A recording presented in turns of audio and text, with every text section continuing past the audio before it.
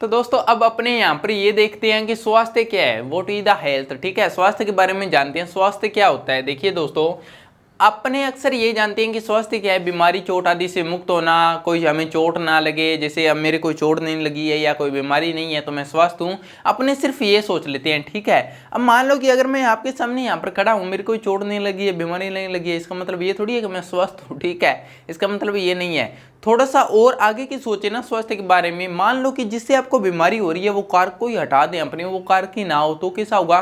तो डेफिनेशन के अंदर अपने वो कारकों को भी शामिल कर सकते हैं ना, सिर्फ इतना तो नहीं। फिर यहाँ पर ये देखिए, यहाँ पर कैसे है, हमारा बीमारियों और चोट आदि से मुक्त होना क्या है, स्वास्थ्य है। और अक्सर अपने इतनी डेफिनेशन को कवर करते हैं, यही क्या है, स्वास्थ्य की एक डेफिनेशन है। नहीं, इसके प्लस में अपने ये भी इसको ऐड कर सकते हैं कि इसके अलावा वे कारण जो स्वास्थ्य पर प्रभाव डालते हैं, ठीक है, वो भी किस में आएंगे, स्वास्थ्य की डेफिनेशन में आएंगे। जैसे वातावरण प्रदूषण मुक्त होना, स्वच्छ पानी, भरपेट भोजन मिलना।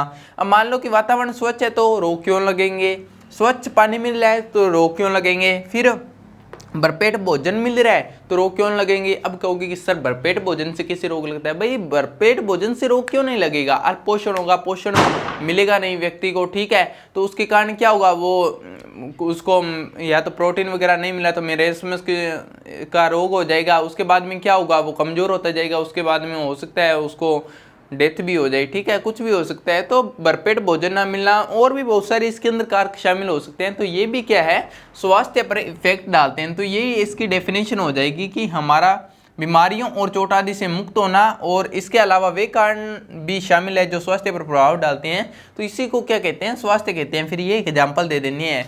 तो इससे क्या होगा दोस्तों, ये दोनों कारक जब आपस में मिल जाएंगे तो जिससे हम जो भी कार्य करें चुस्ती से और ऊंचे मनोबल के साथ करें। ठीक है, ऐसे नहीं कि मुंह लटकाकर काम करेंगे। ठीक है, तो कोई भी कार्य करेंगे तो एक चुस्ती फुर्ती के साथ करेंगे। ठीक है, जैसे कमांडो करते हैं, आर्मी वाले करते हैं, वैसे काम करेंगे तो वो क्या होता है, एक स्वास्थ्य होता है। ठीक है, यहाँ पर तो उसी को कहते हैं यहाँ पर स्वास्थ्य है। स्वास्थ्य की डेफिनेशन देखिए दोस्तों, एक होता है कि शारीरिक और मानसिक रूप से स्वस्थ होना। अपने अक्सर यही सोच लेते हैं कि शारीरिक और मानसिक रूप से स्वस्थ होना ही स्वस्थ है। ठीक है, शारीरिक और मानसिक के साथ में एक सामाजिक के साथ में गरिमापूर्ण जो जीवन होता है ना, सामाजिक लाइफ के अंदर गरिमापूर्ण जीवन, तो इससे भी ये भी अपने को एक इफेक्ट डालता है। आगे की जो पुस्तकें पढ़ोगे तो उसमें डेफिनेशन दी हुई है, अपने तो सिर्फ यही याद रखनी है।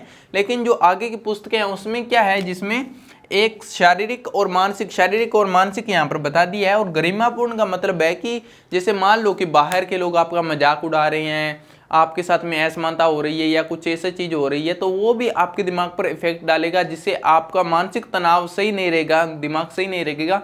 तो भी अपने ये नहीं कह सकते हैं कि आप स्वस्थ हो। ठीक है, तो भी स्वस्थ के अंदर कैटेगरी में आप शामिल नहीं होगे।